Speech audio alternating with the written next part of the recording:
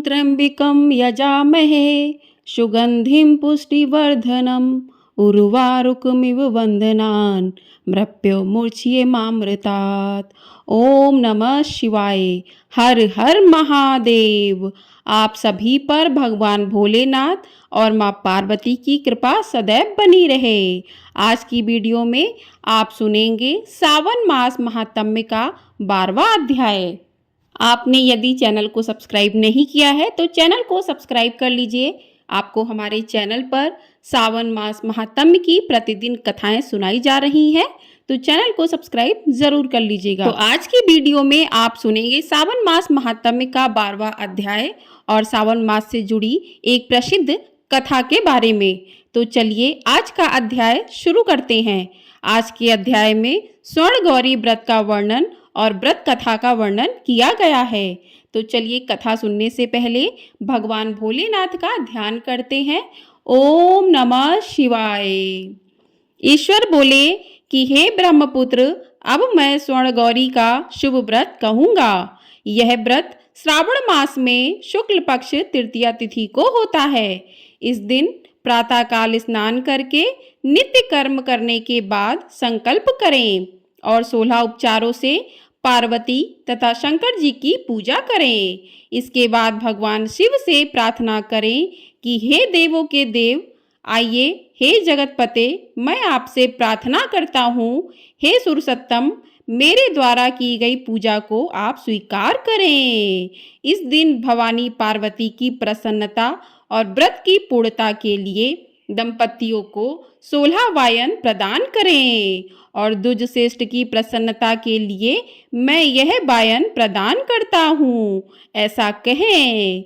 चावल के चूड़ के 16 पकवानों से 16 बांस की टोकरियों को भरकर तथा उन्हें वस्त्र आदि से युक्त करें और पुनः 16 द्विज दंपतियों को बुलाकर इस प्रकार कहते हुए प्रदान करें। व्रत की संपूर्णता के लिए मैं ब्राह्मणों को यह प्रदान कर रहा हूँ। मेरे कार्य की समृद्धि के लिए सुंदर अलंकारों से विभूषित तथा पतिव्रत से सुशोभित ये शोभामयी सुहागिन स्त्रियां इन्हें ग्रहण करें। इस प्रकार 16 वर्ष अथवा 8 वर्ष या 4 वर्ष या 1 वर्ष तक इस व्रत को करके शीघ्र ही इसका उद्यापन कर देना चाहिए। पूजा के अनंतर कथा का श्रवण करके वाचक की विधिवत पूजा करनी चाहिए। सनत कुमार बोले कि हे प्रभो, इस व्रत को सर्वप्रथम किसने किया, इसका महात्म्य कैसा है और इसका उद्यापन किस प्रकार से करना चाहिए, वह सब आप मुझे बताएं। ईश्वर बोले कि हे महाभाग, आपने उत्तम बात पूछी है। अब मैं आपके समक्ष मनुष्यों को सभी संपदाएं प्रदान करने वाले स्वर्ण गौरी नामक व्रत का वर्णन करता हूँ। पूर्व काल में सरस्वती नदी के तट पर सुविला नामक विशाल पुरी थी। उस नगरी में कुबेर के समान चंद्रप्रभ नाम का एक राजा था। उस राजा की रूपलावण्य से संपन्न, सौंदर्य तथा मंद मुस्कान से युक्त और कमल के समान नेत्रों वाली महादेवी और विशाला नामक 2 भार्याएं थीं। उन दोनों में ज्येष्ठ महादेवी नामक भार्या राजा को अधिक प्रिय थी। आखेट करने में आसक्त मन वाले वे राजा किसी समय वन में गए और सिंहों, शार्दूलों, शूकरों, वन्य भैंसों तथा हाथियों को मारकर प्यास से आकुल होकर उस घोर वन में इधर उधर भ्रमण करते रहे। राजा ने उस वन में चकवा, चकवी तथा बत्तकों से युक्त भ्रमरों तथा पिकों से समन्वित और विकसित मल्लिका, चमेली, कुमुद तथा कमल से सुशोभित अप्सराओं का एक सुंदर सरोवर देखा। उस सरोवर के तट पर आकर उसका जल पीकर राजा ने भक्तिपूर्वक गौरी का पूजन करती हुई अप्सराओं को देखा। तब कमल के समान नेत्रों वाले राजा ने उनसे पूछा, आप लोग यह क्या कर रही हैं? इस पर उन सब ने कहा, हम लोग स्वर्ण गौरी नामक उत्तम व्रत कर रही हैं। यह व्रत मनुष्यों को सभी संपदाएं प्रदान करने वाला है। हे नृपश्रेष्ठ, आप भी इस व्रत को कीजिए। तभी राजा बोले कि इसका विधान कैसा है और इसका फल क्या है, मुझे यह सब विस्तार से बताएं। तब वे सारी स्त्रियां बताने लगीं कि हे राजन, यह स्वर्ण गौरी नामक व्रत श्रावण मास की शुक्ल पक्ष की तृतीया को किया जाता है। इस व्रत में भक्ति पूर्वक अत्यंत प्रसन्नता के साथ पार्वती तथा शिव जी की पूजा करनी चाहिए। पुरुष को 16 तारों वाला एक डोरा दाहिने हाथ में बांधना चाहिए। स्त्रियों के लिए बाएं हाथ में या गले में इस डोरे को बांधना चाहिए। यह सब सुनने के बाद संयत चित्त वाले राजा ने भी उस व्रत को संपन्न करके 16 धागों से युक्त डोरे को अपने दाहिने हाथ में बांध लिया। उन्होंने कहा कि हे देव देवेशी, मैं इस डोरे को बांधता हूँ, आप मेरे ऊपर प्रसन्न हो और मेरा कल्याण करो। इस प्रकार देवी का व्रत करके वे अपने घर आ गए। राजा के हाथ में डोरा देखकर ज्येष्ठ रानी महादेवी ने पूछा और सारी बात सुनकर वह राजा के ऊपर अत्यंत कुपित हो उठी। राजा ने कहा, ऐसा मत करो, मत करो। लेकिन रानी ने उस डोरे को तोड़कर बाहर एक सूखे पेड़ के ऊपर फेंक दिया। उस डोरे के स्पर्श मात्र से वह वृक्ष पल्लवों से युक्त हो गया। उसके बाद उसे देखकर दूसरी रानी भी आश्चर्यचकित हो उठी और उस वृक्ष पर स्थित टूटे हुए डोरे को उसने अपने बाएं हाथ में बांध लिया। उसी समय से उसके व्रत के महात्म्य से वह रानी राजा के लिए अत्यंत प्रिय हो गई और वह ज्येष्ठ रानी व्रत के अपचार के कारण राजा से त्यक्त होकर दुखित हो वन में चली गई। अपने मन में वह भगवती देवी का ध्यान करते हुए मुनियों के पवित्र आश्रम में निवास करने लगी।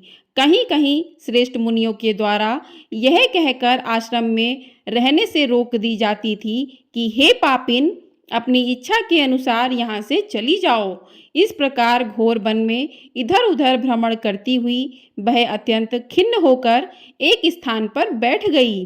तब उसके ऊपर कृपा करके देवी उसके समक्ष प्रकट हो गईं।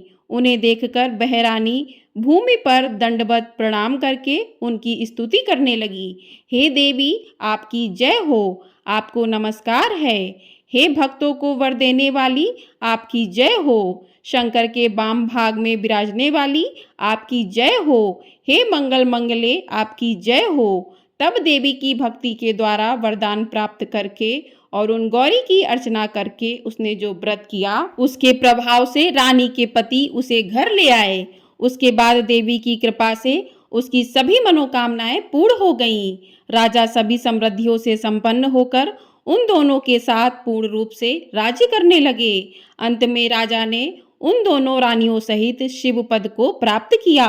जो स्वर्ण गौरी के इस उत्तम व्रत को करता है, वह मेरा तथा गौरी का अत्यंत प्रिय होता है और विपुल लक्ष्मी प्राप्त करके तथा भूलोक में शत्रु समूह को पराजित कर शिव जी के विशुद्ध लोक को जाता है। हे सनत कुमार, अब आप दत्तचित होकर इस व्रत के उद्यापन की विधि सुनिए। चंद्रमा तथा तारा बल से युक्त शुभ तिथि तथा शुभ वार में एक मंडप बनाकर उसके मध्य में अष्टदल कमल के ऊपर धान्य रखकर उस पर एक कुंभ स्थापित करें। पुनः उसके ऊपर 16 पल प्रमाण का बना हुआ एक तिल पूरित ताम्रमय पूर्ण पात्र रखें और उस पर पार्वती शंकर की 2 प्रतिमाएं स्थापित करें। शिव जी की प्रतिमा श्वेत वर्ण के 2 वस्त्रों तथा शुक्ल वर्ण के यज्ञोपवीत से सुशोभित हो। उसके बाद वेदोक्त मंत्रों से विधि पूर्वक उनकी प्रतिष्ठा करें और भली भांति पूजा करके रात्रि में जागरण करें। इसके अनंतर प्रातः काल पूजा करने के बाद होम करें। सर्वप्रथम गृह होम करके प्रधान होम करें। हवन के लिए यव मिश्रित तिल घृत से पूर्ण रूप से सशक्त होना चाहिए। 1000 अथवा 100 आहुति डालनी चाहिए। उसके बाद वस्त्र, अलंकार तथा गौ के द्वारा आचार्य की पूजा करनी चाहिए और वायन प्रदान करना चाहिए। इसके बाद ब्राह्मणों को भोजन कराना चाहिए। साथ ही 16 दंपतियों को भी भोजन कराना चाहिए। अपने द्रव्य सामर्थ्य के अनुसार उन्हें भूयसी दक्षिणा देनी चाहिए। अंत में हर्ष उल्लास से युक्त होकर बंधुजनों के साथ स्वयं भोजन करना चाहिए। बोलिए हर हर महादेव। इस प्रकार से श्री स्कंद पुराण के अंतर्गत ईश्वर सनत कुमार संवाद में श्रावण मास महात्म्य में तृतीया में स्वर्ण गौरी व्रत कथन नामक 12वां अध्याय पूर्ण हुआ।